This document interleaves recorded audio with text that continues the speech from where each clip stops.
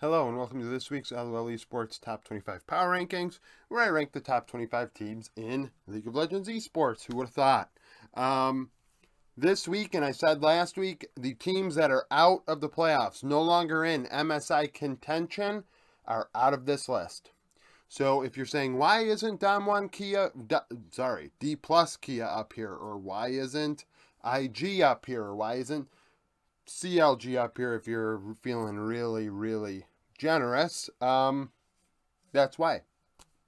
They can't go to MSI, so they're not returning to the power rankings until MSI is done and we are looking towards summer.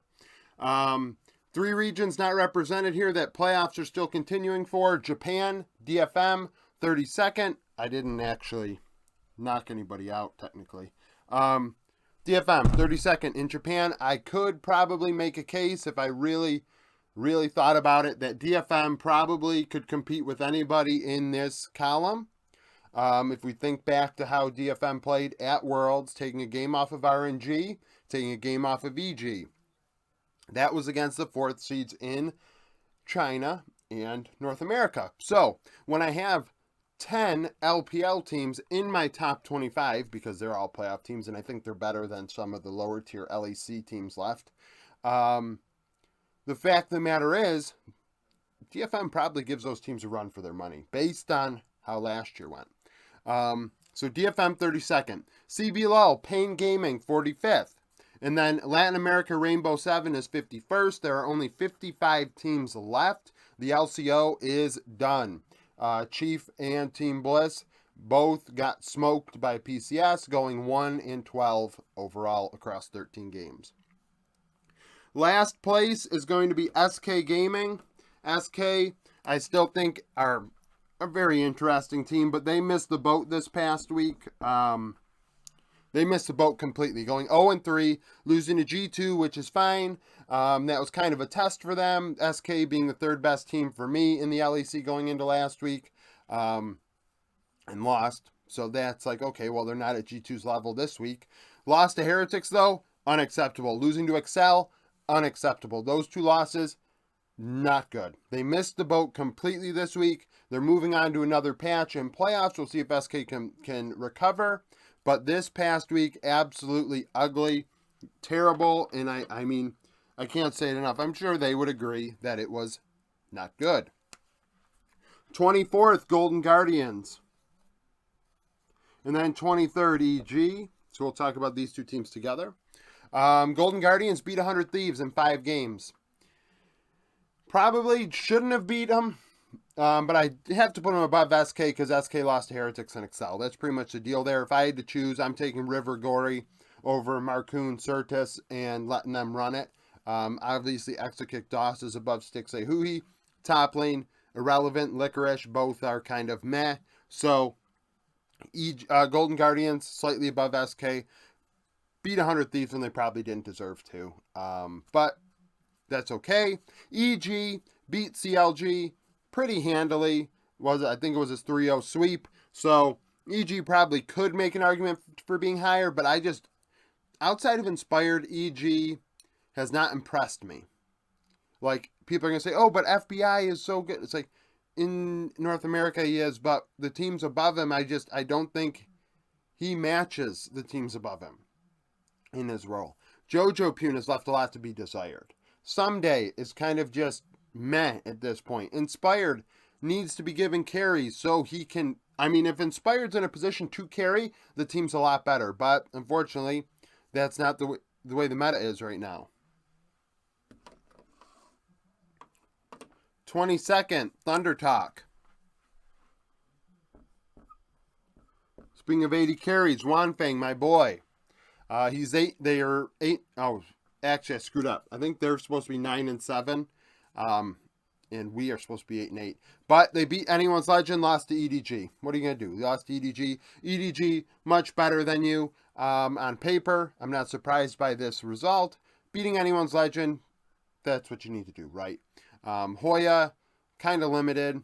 Bechuan, very aggressive, sometimes getting punished. But as far as I'm concerned, I think Thunder Talk are a top 25 team that's left. I don't expect them to go very far in the playoffs, but I still think they're okay. 21st, Team Wii. who are 8th, and they could drop out immediately playing against Top this week. They beat Ninja in Pajamas. Must win, and they won. Hope showing up in a big way. Shanks doing well. Hang doing his job, and I thought he was fabulous. The rookie jungler has done a very good job under the radar. A lot of people not giving him his credit, similar to what I would say Astralis and 113 is. Speaking of that, actually, we're just going to segue. Astralis are 20th at 6-3. Beat Heretics, Excel, Fnatic. Arguably three of the bottom 4 teams. I think on paper that's 3 of the bottom 4 teams in the standings. So that's not a shock to me. But at the same time, those are wins to separate themselves, right? Astralis proving we are better than these bottom feeder teams. We are not in that 8th to 10th range. We are in the upper half. Give us our respect. Kabe's done a great job. Younghoon really stepped up big on Blitzcrank yesterday. 113 is doing his job, like, at a level that a lot of people probably don't want to really accept, right? They don't like seeing that 113 is doing well because they're all about Bo and Yike and maybe even Sheo. But 113 deserves credit. I really think he does. A lot of people just want to shit on him, and I think that that's just the silver take with the whole thing. 19th is RNG, who are 8-8 and beat Rare Atom. Yeah, I'm having RNG leapfrog a few teams here. Come on, we really think about it. If RNG and Astralis play each other, I mean, I'm taking Gala Ming over Kabe Younghoon. I'm taking Angel over Leader. I'm taking Breathe over Finn. I'm taking Wei over 113. So, RNG, 19th. Beat Rare Atom. They should beat Rare Atom. That's not a shock. Hopefully, by doing that, they have regained some sort of semblance of normal play going into the playoffs. 18th is PSG. They're not really going anywhere. PSG didn't play this week as the first seed, in the PCS. They didn't play last week. So they're 15-3 and still waiting to play their next game. 17th is Vitality, dropping a little bit at 6-3. Beat Heretics, beat Koi, lost to BDS. The BDS loss kind of set them apart, though, right? Actually, speaking of that, we're just going to segue. BDS is 16th. So, Vitality lose to BDS, and it was not pretty. So, that is a thing. Beating Heretics, beating Koi. Beating Koi is a test, and they smoked them yesterday. It wasn't close. So, that's good. BDS, though, 7-2, first in the LEC in the standings, not first in my power rankings in the LEC. Beat Vitality, Koi, and Excel. Took care of business against teams they should beat, especially in the cases of Koi and Excel. But similar to what I said about Vitality, Koi tests you. You have to show up and play at your best against Koi, or you're going to struggle. So, BDS doing their job. 15th is GAM from Vietnam. Oftentimes when I do these, we have people that don't really respect the minor regions. But if you look at, I don't know, last Worlds, GAM ended up taking a game off the top, right? So Saigon Buffalo were competitive. So we have to give these teams respect. And you see at MSI, leading into this tournament, Vietnam beat G2, right? PSG beat G2. Like, people don't, it just kind of shows their limited biases.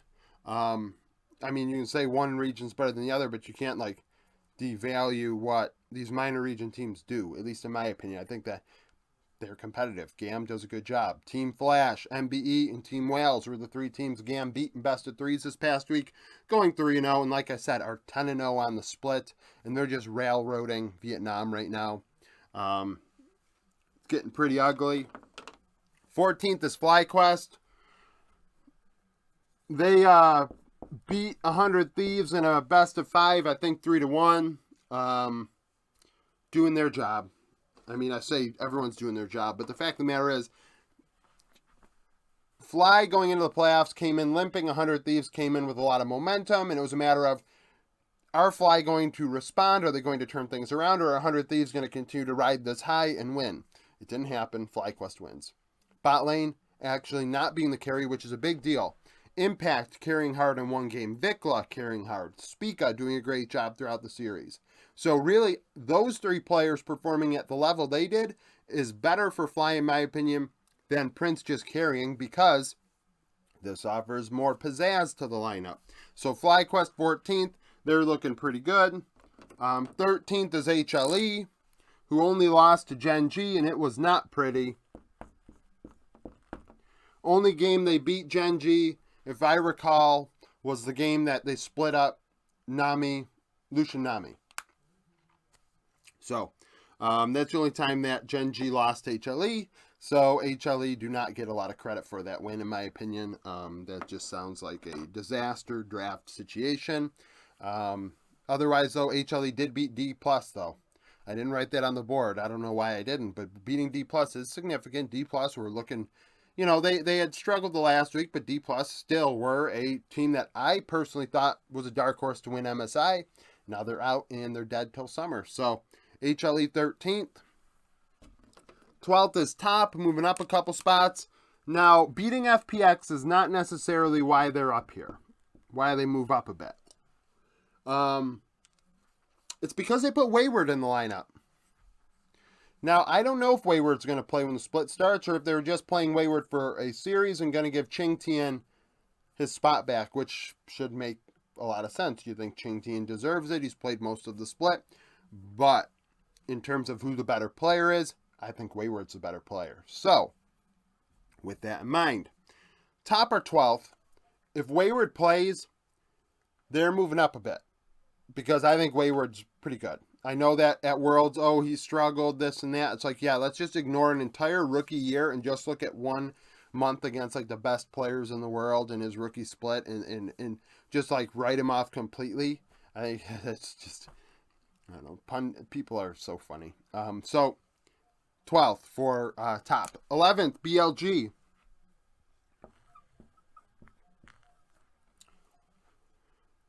BLG beat IG, which knocked IG pretty much out of the playoff picture. That was an important win. IG actually not going with YSKM in that one. I believe that was the series they didn't go with YSKM. And Nenny was playing, which is pretty unfortunate.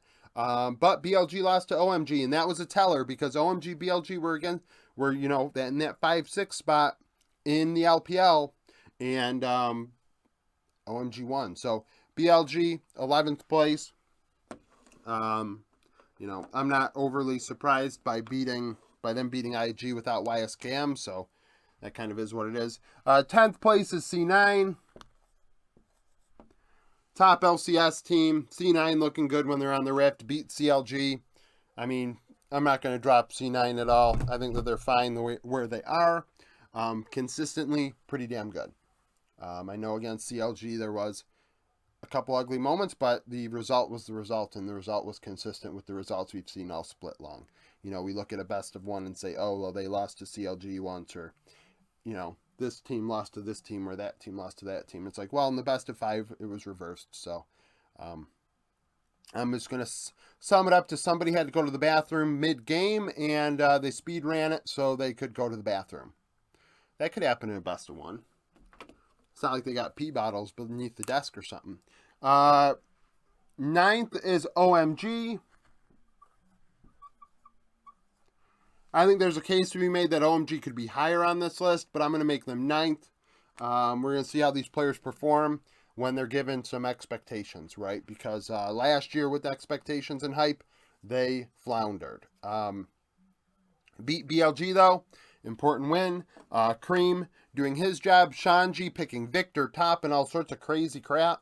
And doing, I mean, he went like 5, 10, and 27, but he picked Victor top, which is what I want out of Gen.G. I want those crazy picks up there.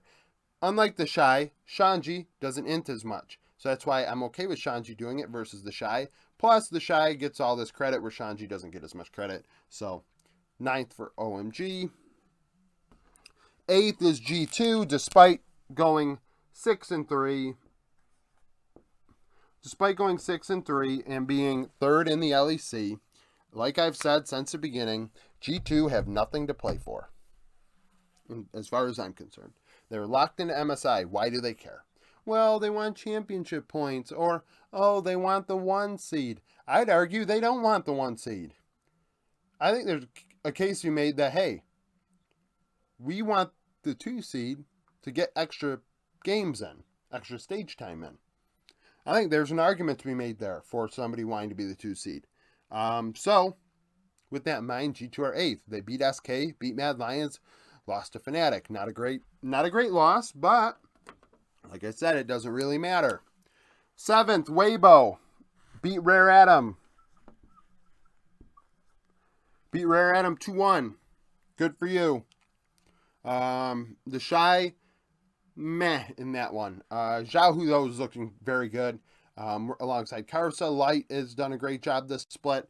So Weibo are 7th. 6th are EDG. They beat Thunder Talk. 5th is LNG. So, Weibo have extremely high highs, right? And extremely low lows. So they're all over the place. EDG has performed exceptionally this split. 13-3. Beat Thunder Talk this past week. That's a real win. Thunder Talk are on this list still, right? They're still alive in the playoffs. Is that a super monstrous win? No. But is it like a win you had to take Thunder Talk seriously for? Sure. So EDG 6th. I think EDG are a threat to win the region. LNG, I think, are a very big threat to win the region. I think Tarzan and Scout are playing exceptionally. I would argue that they're playing the best in their roles in the world. Beat Ultra Prime, beat LGD. Those 2 teams are no longer alive in the power rankings, so beating them was a must. LNG doing good things in that one. 4th is KT. And 3rd is Gen.G. You know, you're going to say, there's not a lot of movement up here. And it's like, there doesn't need to be. Not many people are playing many games. KT beat Sandbox pretty easily. Now, you could argue, okay, well, they lost to T1. Maybe you should have dropped them. They lost to T1. I mean, if you didn't watch that series, I suggest you watch it. KT and T1 had a brawl. A 5-game brawl that ended with a 55-minute banger where Cuz inted dying 10 times, losing KT the series. KT had the lead in that game quite significantly. So, as far as I'm concerned, that loss was so... The manner in which KT lost made me contemplate having them leapfrog Gen.G. T1 Gen.G play this week. KT HLE play. Winner moves on to finals. Loser plays the winner of KT HLE. So, with that in mind, I think KT are looking really good. Gen.G beat HLE. Like I said, the only reason they lost the game was because of the Lucian Nami crap. So because of that, I'm not moving Gen.G. I mean, Gen.G 1. I'm not moving them up. I'm not moving them down. They're good. Are they JDG? No, but they're good. JDG are 2nd.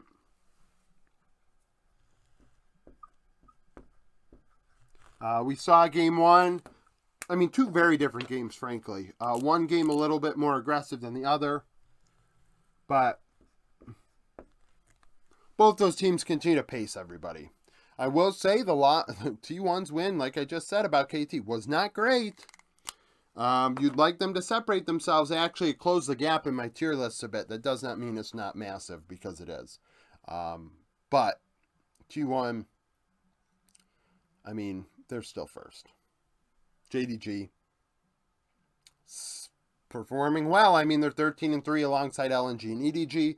I think that as far as the LPL is concerned, we have a couple weeks here of playoffs, but any of those top 4 teams could win it. I would argue Weibo definitely the least. Maybe even OMG have a better chance than Weibo, just because Weibo's highs are so high, but it's hard to imagine them putting 2 weeks together of those highs. As far as LCK is concerned, I would still say it's T1's to lose, but KT really gave them a scare, didn't they? So that's it for the top 25 power rankings. If you liked the video, like it, subscribe to the channel for daily League of Legends content, follow me on Twitter, join the Discord. become a supporter, and thank you for watching.